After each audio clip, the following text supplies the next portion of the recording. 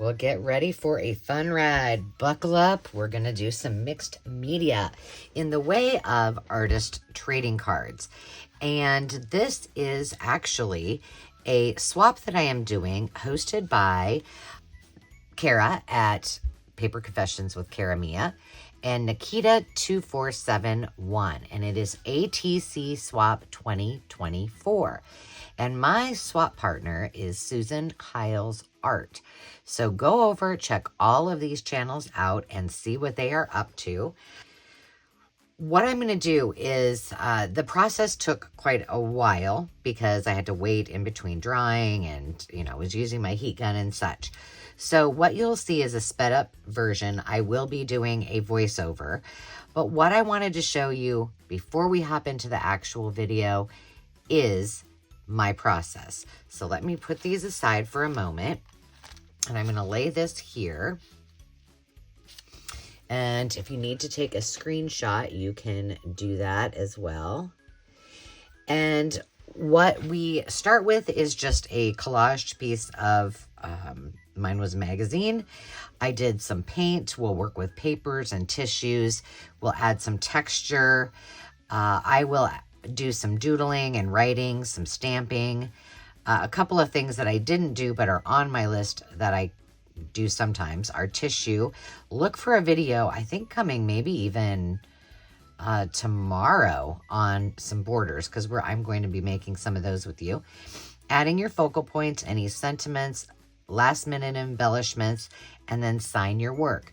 So you're probably wondering, what is an artist trading card? Well, I am going to tell you.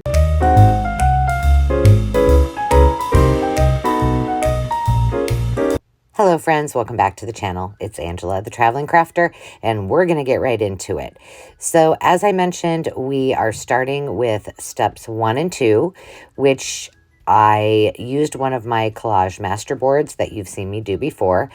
This little paint set was one that Demi and her friend Ben were doing self-portraits of each other, and it was left over, and I didn't want to waste it, so I thought, well, why not use this? So what I'm doing is just dabbing on some, in a couple places a little too thick, paint, and just blending it in with a paintbrush. I started out with a wet wipe thinking that might be easier. It wasn't. And I'm just kind of getting a base or a foundation for what we're going to do next. And this takes a little bit of time. It takes a little bit of patience because you have to dry in between each step, as you'll see me do. Now, I'll cut out quite a bit of that because it took me a long time. I'm going to dry between each layer so that everything is at least, for the most part, pretty dry.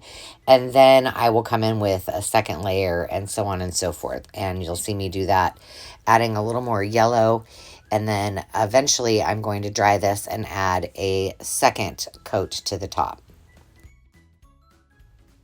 Once this is complete, I am starting to add some glue. And I just used, oh gosh, what did I use? This is my watered down tacky glue, and that's just a little piece of leftover dryer sheet, and I'm just adding a few papers just to add another dimension to it, a little more color, and kind of offset some of the harshness of that background. So I don't take much care in, where it's going to go, because remember, when we're done with this, we are going to flip it over, cut it out, and that's what we're going to use for our base of our artist trading cards. Which brings me to, what is an artist trading card? Now, I have to be quite frank with you that I personally have never created an artist trading card for the sake of creating an artist trading card. So I didn't even know exactly what size I was supposed to do it. I had to ask my friend Carol at Crinkle Path. But, of course, I knew what an artist trading card was. And I thought, well, if I'm going to do a voiceover, I may as well take a little bit of time and do some research. So I found that a gentleman, he's a Swiss artist by the name of M. Vancy Sternemann, developed this concept back in 1997. So it's not really that new or old of a concept. And his thought was to create a conceptual art project. I think of it kind of like a thumbnail. When I was majoring in art, we did a lot of projects, but we would always start with a thumbnail.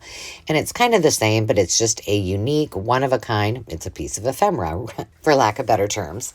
And it is something that you would trade with other artists, just like you would trade baseball cards, hockey cards, Pokemon cards, and the artist would sign the back and date it and pass it on, and then others would collect artist trading cards. And that is the background of what we're doing today.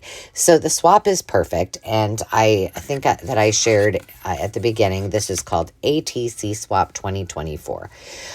We are moving on to the next step, which is we're going to be adding some texture. Now, I did not add texture paste, which I do quite often.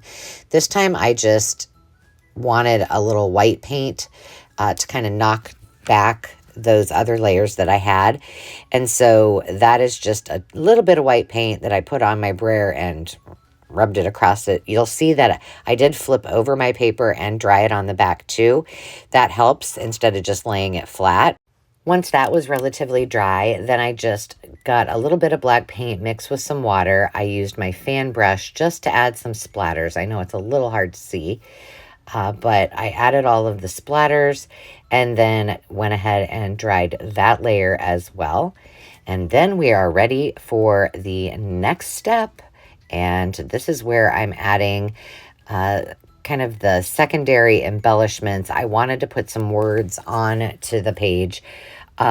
When I spoke with Susan via email, she really loves the retro style. So I wanted to do it in kind of a 50s theme. And we're moving on now to step 5, which is doodling. All I did was add some little addition problems, a few little quotes, just some of my handwriting in the background. You won't really see it much. And then I'm following up with step number 6, which is stamping. And I just used a design stamp to add a little more interest to it. And once that is all done, everything is dry, that is when you're going to go ahead and cut up your piece. So I'm adding those finishing touches, and then we will be cutting that up in just a second here. So I hope you guys are all having a great day. It is a wonderful day. I did notice that one of the steps that I had on my original menu, if you will, is to add borders. And so tune in if you get a chance on, I believe, Sunday, well, in a couple days, or if you're watching this way later, it will be on borders. So it's something that is kind of a relaxing technique, just like this is. I realized when I was doing this, I kind of miss doing a lot of mixed media, and I probably need to do more of it. So you'll have to let me know in the comments if you like seeing this kind of video, if you enjoy doing mixed media, or if you've never tried it and you want to try your hand at it. This was some of that washi I got from Temu. It looks like lace or eyelet, and I just popped that in for a little added touch and an added color. So now what I'm going to do is, I found the that was stuck in the back of the card. So now I'm just cutting this down into 2.5 by 3.5 inch pieces, and those will be our squares, rectangles. And then we're going to start decorating here in just a second. I had a couple of pieces that were a little bit loose, and I needed to reinforce those. So there's no reason to cut it upside down, except for I thought maybe some of mine those words might have been wet. So that just kind of ensured that I didn't ruin any of my work. And I'm just rounding the corners just for the fun of it. And now I am almost ready to rock and roll on making them pretty. Now what I did because time was of essence in doing this video, is I did pull out some things and kind of laid them out in advance so that I could quickly add them to the page. This is my favorite part of mixed media, but it does take me a little bit of time. And so I thought you might want to not see me pick things up, put them down, pick things up, put them down. But if you like that, let me know. I'm happy to do that. And this first one is, I happened to find, this is from a book, one of my favorite books, which I don't have the name of it right in front of me. And the little girl is running, and that little card happened to say Run Sally. And so I thought it needed to go on there. Now, she did lose her hand, but it still looked pretty stinking cute. It just looked like that was the edge of the page. And then that is a chipboard piece, so I cut that off, and I believe I end up using the rest of it at some point. I think so. Now, okay, so you know that I always say the rules are there are no rules, right? And I have to say that I didn't mean to break the rules in this swap, but as I went back and read it, Kara had said something about having it be retro, what did it say? Retro or vintage women. I thought she said kids, but apparently not. So in my interpretation of these are all children, young women who are going to be amazing, or young children who are going to be amazing women in the future. See, does that justify it? I hope so. I really wanted to use that daisy, let me tell you. This is another of those. I'll show these at the end so you can really see up close what they look like. But this is the most adorable image that was taken for that same book. And it's just a little boy and a little girl, and she's holding her baby, and it says "and baby" on the card. So I thought that was perfect. It was amazing how things kind of came together and just worked with the backgrounds. Now, I was kind of like Butta, and I was on a roll, so I did do all of these, but my first intention was just to do a couple of them and then put the rest in my to-do box and do them, as the spirit moved me, if you will. But I was having a pretty good time, and this one also with the dog and Spot just kind of all went together. This one is also from that same book. I must have used a lot of these, I guess, more than I thought. I did use a couple of Tim Holtz paper dolls. I have hundreds and hundreds of them, and I'll tell you what, I don't use them hardly at all. I thought I would, and I do like them. I just don't use them like I should. So I busted those out, and this one is going to be, is this the one that Susan is getting? Let me look here while I'm recording. I think it is. No, it's not. This one, she lost her leg. If you can see that, half of her leg something was on the other side of it. And so what happened to that one? I don't see it here. And so I had to kind of finagle it a little bit so that her little leg looked like it was behind, like she was straddling the ticket. I thought at first maybe I could save that other shoe and put it on there, but no dice. So it all worked out. And sometimes you just have to be a little bit innovative when you're working with your pieces from books, because, illustrators aren't thinking like, oh, somebody's going to cut this up and use it in some piece of art. So you have to be creative. All right, this is the one that Susan is going to receive in the mail from me. I had stamped with my date stamp that little piece on the left, and then the little girl is skipping. It's from a reader, and I do have the word skip that I think I use later. But what I decided to do on this one, just to jazz it up a bit, is I had these adorable little envelopes that happened to fit perfectly onto the ATC. And so I used the tickets. I filled the pocket up with tickets, and then adhered that to the back of the ATC, and it just kind of works. And I did use Fabri-Tac for almost I think everything pretty much, because of the layers, and with any texture and paint, I wanted to make sure it was going to adhere. So now I'm going to add the Skip to Maluma Darlin', and I think I'm pretty close to the end. Maybe I have more. I thought this was the last one I did.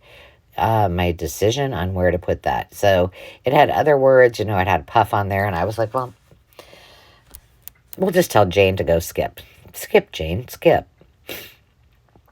I would tell you, if you're using images from a reader, save all the words, because they're fantastic to create sayings and so on and so forth. This is not on my list. Basically, what I would do after this is just sign them all. But I do have some charcoal pencils, and I was just adding a little bit to kind of define things here and there. And I do that with most pieces. See, his little booty wasn't quite down. So I did come back in with my art glitter glue and add that there. But this is not a required step whatsoever. I just wanted to add a little bit of depth, and I was having a good time.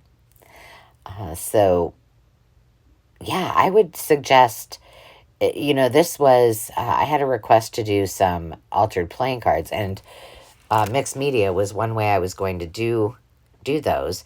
So if you want to just use a playing card, yeah, it's a little bit different size, or any kind of paper, I would suggest it is easier. And I have several videos where all I did was I took business cards, I've done playing cards, and I've laid them out all in a row, and then backed them all, and then flipped them over, and then collaged the whole thing, and then cut them up, you know, did all my layering. I am, you know, ease of use. Like, let's make it simple and have some fun. You can check out what Susan sent me in yesterday's video, and we're going to flip through all of these a little bit closer, and I'll explain. That one I did in advance. I love that. She's playing records. Down at the bottom, you can see that little rainbow. That is one of the borders that we will be creating next. And I hope you give these a try. They're just so much fun. We'll do some more mixed media. You can give me some feedback and tell me what you want to see, and we'll give it a go.